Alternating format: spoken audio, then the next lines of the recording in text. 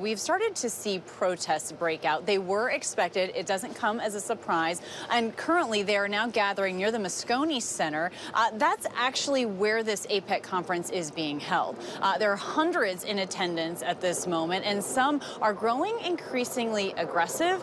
They're also clashing with police at times. I want to check in now with ABC's Jacqueline Lee, who is live near those protests with more. And Jacqueline, I know that we've seen these protests break out, and it's also starting to rain where I'm at. I'm sure it is where you're at as well. What does that seem like?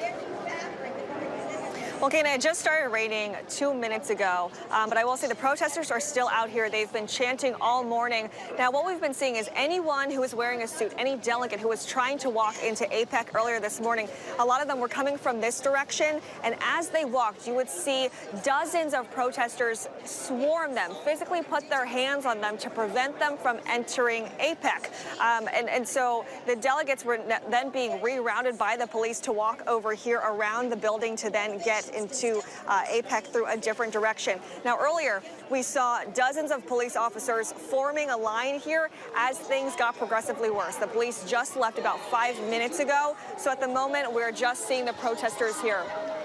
Ultimately, the protesters say they're trying to make their voice heard. They're trying to show the delegates who are at APEC that they are not standing for their policies, Kana.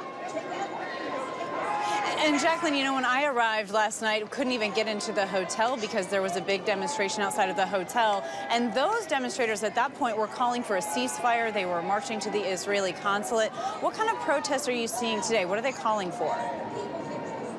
So they are saying, say no to APEC. Actually, right over here, let me point this out. You can hear these protesters chanting and screaming at delegates they see. Again, anyone that you see in a suit, they will go after them. They're yelling shame. And Say No to APEC is part of more than 170 grassroots organizations, as well as members from the union, who are saying that the policies that APEC promotes ultimately support climate change. They say it leads to human rights violations. And they're also calling for a ceasefire with Israel and Palestine. They are ultimately trying to bring more attention to third world countries and how the policies put on by some of the wealthiest corporations. Oh, look at this, Kana, over here.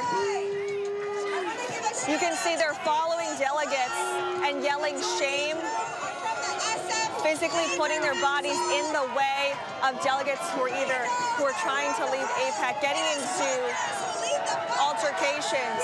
There are no police currently in this corner.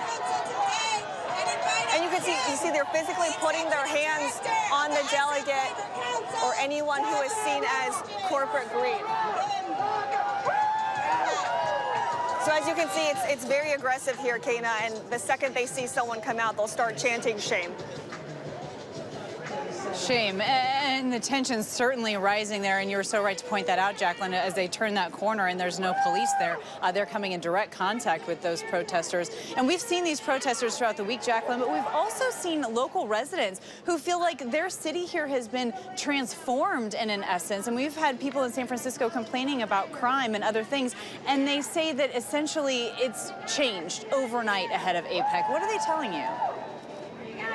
Well, so San Francisco has been battling a homelessness crisis, a crime crisis. A lot of residents have said that it's very sad that it took something like APEC for the city to finally clean up. Residents have been saying they've been very disappointed. The city has been going downhill. So they're saying some sort of policies need to be enacted to change the direction of the city. All right, Jacqueline Lee, live for us in San Francisco. We really appreciate that, Jacqueline. Thank you so much. Hi, everyone. George Stephanopoulos here. Thanks for checking out the ABC News YouTube channel. If you'd like to get more videos, show highlights, and watch live event coverage, click on the right over here to subscribe to our channel. And don't forget to download the ABC News app for breaking news alerts. Thanks for watching.